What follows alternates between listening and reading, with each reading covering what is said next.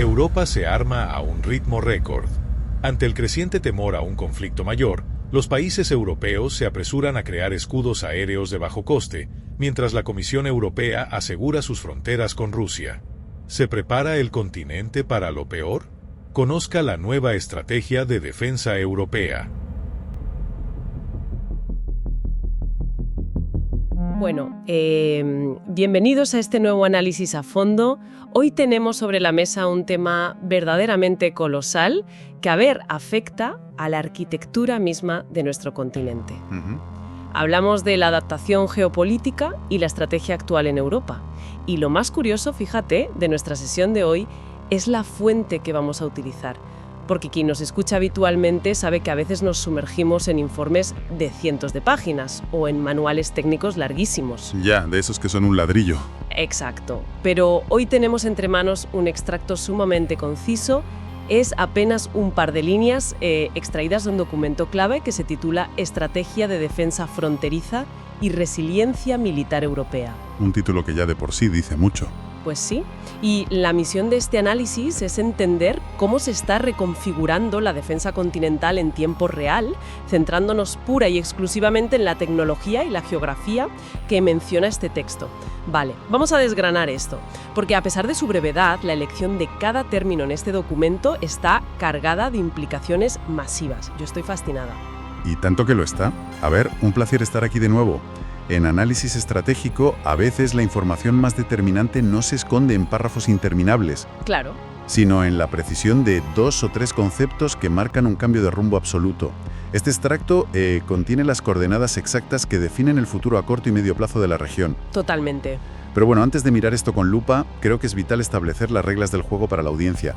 Vamos a diseccionar este texto desde una perspectiva estrictamente analítica. Eso es fundamental dejarlo claro. Sí, porque el documento menciona de forma explícita a actores internacionales concretos, y nosotros vamos a mantener una postura puramente descriptiva. O sea, no estamos aquí para tomar ningún partido político. Ni para emitir juicios de valor. Exacto. Juicios de valor sobre la situación geopolítica de fondo, nada. Nuestro trabajo hoy es leer el plano arquitectónico tal y como está redactado. Vamos a interpretar las directrices sin sesgos para entender pura y llanamente la estrategia estructural que plantea la fuente. Una aclaración muy necesaria para enfocar bien el debate. Somos observadores diseccionando las instrucciones de un manual. Así que vamos directos al primer gran bloque del documento, que es el giro tecnológico hacia el bajo coste. Adelante. La fuente indica, y cito textualmente, que las potencias militares europeas están acelerando el desarrollo de sistemas de defensa aérea de bajo coste. Y aquí es donde se pone muy interesante. Porque si alguien repasa la historia reciente de la innovación en defensa, lo que suele venir a la cabeza es un modelo de desarrollo lentísimo y francamente carísimo. Proyectos que tardan décadas en ver la luz. Presupuestos que se disparan sin control. Eso es. Y sistemas tecnológicos que son auténticas obras de orfebrería. Sin embargo, el texto rompe con esa imagen de golpe al unir la palabra acelerando con el concepto de bajo coste. A priori, en el ámbito institucional europeo, esto de acelerar procesos complejos y encima abaratar costes... Parece ir contra la propia naturaleza del sistema. Exactamente, parece imposible, ¿no? Lo fascinante de esto es que certifica la muerte de la superioridad tecnológica asimétrica tal y como la conocíamos. Históricamente, el modelo de las grandes potencias se basaba en una especie de, digamos, industria boutique de la defensa. ¿Boutique? Me gusta ese término. Sí, porque se diseñaban sistemas de vanguardia con una sofisticación extrema, asumiendo que un solo equipo carísimo podía neutralizar múltiples amenazas menos avanzadas. Claro, el misil perfecto. El misil perfecto, exacto. Pero el texto nos está diciendo que ese paradigma ya no se sostiene. Al hablar de acelerar sistemas de bajo coste, el documento asume que estamos ante un modelo de desgaste. Ya no se busca construir la herramienta más exquisita del mercado que tarde 15 años en certificarse. La prioridad ahora es el volumen, la estandarización y la viabilidad matemática en un despliegue continuado. Pero claro, cuando la audiencia escucha bajo coste en un ámbito tan crítico como la defensa aérea, la primera reacción intuitiva podría ser pensar en una pérdida de calidad. Ya, es lógico. O en asumir riesgos inaceptables, porque ¿cómo encaja esa idea de abaratar el producto con la necesidad de mantener un estándar de protección altísimo en todo el continente? Yo como ciudadana escucho bajo coste y me preocupo. Es que el concepto de calidad cambia por completo en este nuevo escenario. La calidad ya no se mide por la sofisticación del radar más avanzado del mundo montado en un solo misil de intercepción. Entonces, ¿cómo se mide? Por la capacidad de producir 1000 interceptores medianamente buenos en un solo mes.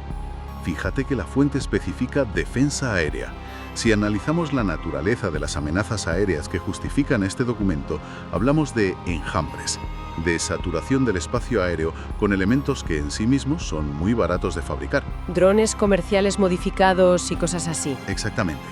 Si una potencia europea mantiene el modelo tradicional y utiliza un interceptor que cuesta, digamos, 3 millones de euros para derribar un elemento que cuesta unos pocos miles, Las matemáticas no cuadran. la estrategia se vuelve económicamente suicida en cuestión de semanas. El bajo coste del que habla el documento no es una cuestión de recortes presupuestarios porque falten fondos, no. Es una adaptación obligatoria al coste unitario de la amenaza. Es pasar de un modelo de activos irreemplazables a un modelo de activos fungibles y de rotación muy rápida. Claro, es transformar la defensa aérea en una cadena de montaje industrial pura y dura. Casi como fabricar vehículos utilitarios en masa en lugar de deportivos hechos a medida. Esa es la analogía perfecta. Utilitarios que cumplen su función y de los que tienes miles en el almacén. Y esa palabra, acelerando, también me llama muchísimo la atención. El documento no dice estudiando ni proyectando a futuro. No, dice acelerando. Acelerar implica saltarse cuellos de botella burocráticos. En el contexto de las potencias militares europeas, que todos sabemos que suelen ser laberintos administrativos, esto sugiere una inyección de urgencia tremenda. Significa que los ciclos de adquisición habituales en tiempos de paz se están comprimiendo. Fíjate en la carga real que tiene esa simple palabra. Acelerar en este nivel institucional implica reescribir las normativas de contratación. Significa que los ministerios implicados están dispuestos a asumir márgenes de error que antes eran absolutamente inaceptables. Con tal de tener el hardware desplegado antes. Exacto. Si esperas a tener el diseño perfecto, llegas tarde al escenario. Esa aceleración fuerza a la industria a utilizar componentes comerciales estandarizados, piezas que ya existen en el mercado civil, en lugar de desarrollar cada microchip desde cero para uso exclusivamente militar. Todo esto obedece a una lectura muy cruda de la realidad matemática de la defensa contemporánea. Que la saturación vence a la sofisticación. Si no tienes el volumen suficiente para aguantar el ritmo, sin duda. Y si asumimos que el modelo es ahora el volumen y la saturación, y que las defensas van a ser de bajo coste, indirectamente estamos aceptando una premisa un poco incómoda. A ver. Si no tienes un escudo impenetrable de última generación, estás asumiendo estadísticamente que no vas a poder interceptarlo todo. Algo va a pasar, algún impacto va a llegar al suelo. Es por estadística, sí. Y me da la sensación de que esa asunción de vulnerabilidad es el puente perfecto hacia la segunda gran directriz de nuestro documento. Porque el texto no se queda solo en el cielo y en el hardware militar. Baja a la tierra y entra de lleno en el ámbito institucional civil, señalando que la Comisión Europea ha lanzado un plan para, y cito, fortalecer la resiliencia. Ahí está la clave de bóveda de toda la estrategia de este texto. Si conectamos esto con la visión general, vemos que son dos caras de la misma moneda. Las potencias militares asumen la gestión del cielo con un modelo económico sostenible. Eso es. Y la Comisión Europea, que no olvidemos que es un órgano civil y ejecutivo, asume la gestión de las consecuencias en tierra firme. Y el uso del término resiliencia, en lugar de palabras como militarización, blindaje o fortificación, es una declaración de intenciones espectacular. Totalmente, porque la Comisión Europea dirige presupuestos civiles, fondos de cohesión, normativas de infraestructura. No dirige divisiones acorazadas. No, tiene generales a su mando en ese sentido. Entonces, ¿qué significa todo esto de fortalecer la resiliencia aplicado a poblaciones enteras? Si tratamos de visualizarlo, la idea de fortificación tradicional es como construir un muro de hormigón macizo. La teoría dice que nada lo atraviesa, pero en la práctica, si la presión es suficiente, el hormigón rígido acaba fracturándose de golpe. Y el colapso es total e inmediato. Exacto. La resiliencia, por el contrario, nos habla de una postura de absorción. Habla de estructuras que pueden recibir un impacto, deformarse temporalmente, disipar esa energía y recuperar su función operativa casi de inmediato. Es decir, pasar de una postura puramente preventiva a una postura de asimilación del daño. Es una forma excelente de visualizarlo. La Comisión Europea está planteando abandonar la ilusión del riesgo cero. La resiliencia institucional y civil reconoce abiertamente que las disrupciones van a ocurrir, Ya sean físicas, logísticas o energéticas. las que sean. Por lo tanto, fortalecer la resiliencia significa rediseñar el ecosistema completo de un país para que ninguna pieza sea un punto único de fallo. Si pensamos en una red eléctrica convencional, un impacto en un nudo central puede dejar a oscuras a una región entera. Un apagón masivo. Exacto. Una red resiliente, sin embargo, está descentralizada. Está formada por microredes que pueden aislarse y funcionar de manera autónoma si el resto del sistema cae. Es decir, estamos hablando de redundancia sistémica a todos los niveles imaginables. No solo de tener un par de cables de repuesto en un cajón. Estamos hablando de que un hospital no dependa de una única vía de suministro o de una sola subestación eléctrica. De que las cadenas de suministro de alimentos, de medicinas o de combustible tengan vías alternativas preestablecidas. Así es. Pero me pregunto hasta qué punto esto afecta a la propia población civil. Porque la resiliencia no es solo tener 3 generadores enormes en el sótano de un edificio público y ya está. En absoluto. La dimensión humana es central en este documento, aunque esté implícita en la gestión de la Comisión Europea. Fortalecer la resiliencia civil requiere una población que sepa cómo actuar ante una disrupción prolongada. Educación y preparación pura. Significa protocolos de actuación integrados en la vida diaria, reservas estratégicas descentralizadas en cada municipio y una flexibilidad logística enorme. Lo que la Comisión intenta construir es un tejido social y de infraestructuras que encarezca prohibitivamente cualquier intento de desestabilización externa. Claro. Si un actor externo sabe que alterar el funcionamiento de una región no va a causar un colapso en cadena, sino apenas una molestia temporal que el sistema absorbe y repara en horas. El incentivo para ejercer esa presión desaparece en gran medida. Desaparece. Es una forma de defensa por disuasión que está basada en la robustez interna, no en la amenaza de represalia militar. O sea, que la resiliencia civil actúa a efectos prácticos como una segunda capa de defensa antiaérea, pero en el plano organizativo. Si el sistema de bajo coste en el cielo falla, porque hay saturación, la resiliencia en la tierra amortigua el golpe para que la sociedad sencillamente no se detenga. Lo has resumido a la perfección. Es un enfoque increíblemente holístico. Pero claro, llevar a cabo una reestructuración de este calibre, descentralizando redes eléctricas, duplicando infraestructuras logísticas y adaptando normativas civiles, requiere una cantidad de recursos financieros y políticos descomunal. Es un esfuerzo titánico, sin duda. Europa no puede aplicar este nivel de redundancia a cada kilómetro cuadrado de su territorio simultáneamente. No hay dinero ni tiempo para eso. Y aquí es donde el documento aterriza toda esta teoría en un mapa muy, pero que muy concreto. Exacto. El documento tiene la precisión de un bisturí a la hora de delimitar la geografía de esta estrategia. No habla de resiliencia genérica desde Lisboa hasta Helsinki de forma uniforme. El texto especifica que estos planes de la Comisión Europea están dirigidos, ojo, a las regiones que hacen frontera con Rusia, Bielorrusia y Ucrania. Y como hemos establecido al principio, nosotros analizamos esta delimitación desde una estricta objetividad geográfica. El documento traza una línea continua en el flanco oriental de Europa y la marca como la zona cero de la aplicación de todas estas directrices. Nos limitamos a la geografía del texto, efectivamente. Es una delimitación fascinante porque nos muestra cómo la geopolítica de altísimo nivel se traduce literalmente en geografía táctica y local. La fuente nos está diciendo que esa frontera específica con Rusia, Bielorrusia y Ucrania es la fachada de Europa donde se van a concentrar todos los esfuerzos de adaptación que hemos mencionado. Y volviendo a tu idea de la arquitectura. Ah, sí.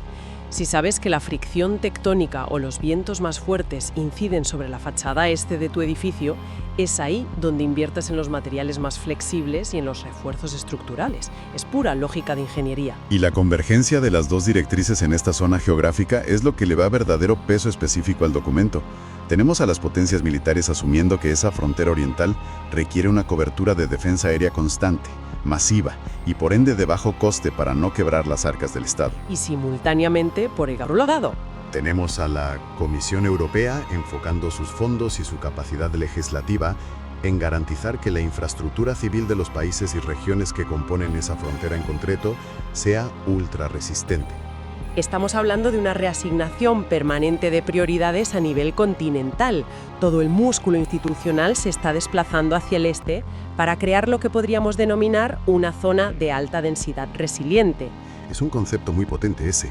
Es decir, que los grandes corredores logísticos, las autopistas, las vías ferroviarias de doble uso civil y militar, las conexiones de fibra óptica y las redes de energía de los países que lindan con esa frontera están a punto de experimentar o están ya experimentando una transformación profunda dictada por estas dos líneas de texto.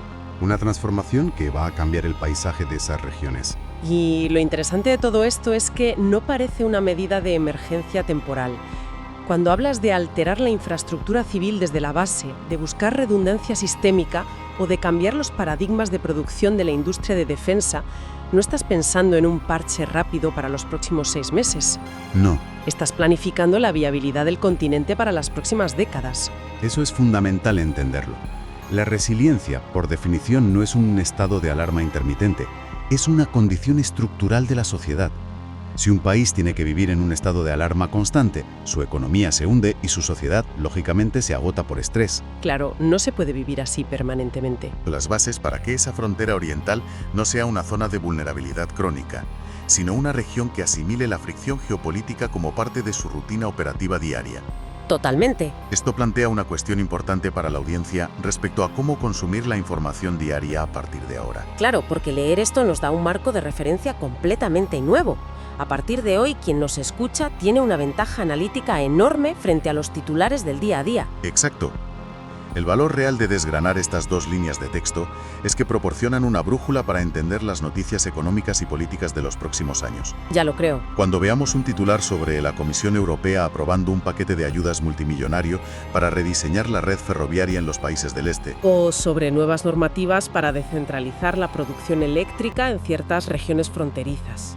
o licitaciones de los ministerios de defensa que priorizan claramente el volumen de producción masiva sobre la innovación disruptiva. En todos esos casos, la audiencia sabrá leer entre líneas. Sabrán que no son eventos aislados ni caprichos. Sabrán que no son decisiones burocráticas aleatorias, son la manifestación física, el hormigón, el acero y los cables de esta estrategia de defensa fronteriza y resiliencia militar europea aplicándose sobre el terreno milímetro a milímetro. Qué manera tan clarificadora de conectar la doctrina pura con la actualidad. Es usar este extracto de hoy como las gafas que te permiten ver la matriz que hay detrás de las noticias diarias. Esa es la idea de nuestro trabajo aquí. Pues hemos recorrido un camino larguísimo a partir de un texto muy breve. Por recapitular rápidamente y asentar los conceptos antes de despedirnos, el documento nos ha revelado dos vías simultáneas. Primero, un cambio de paradigma militar, donde las potencias europeas abandonan la idea de la superioridad tecnológica inmaculada para abrazar el pragmatismo. Acelerando el bajo coste. Exacto. Acelerando la creación de defensas aéreas de bajo coste, asumiendo un modelo de desgaste y de producción en masa. Y segundo, hemos analizado cómo el plan de la Comisión Europea complementa esto en tierra, abandonando la ilusión del muro rígido para instaurar un modelo de resiliencia institucional y civil que absorba los impactos.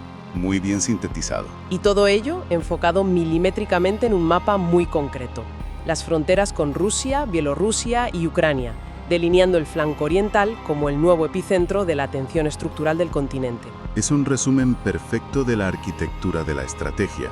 Ambas piezas encajan para crear un ecosistema donde la capacidad de absorber un impacto y seguir funcionando se considera hoy en día la defensa más efectiva a largo plazo.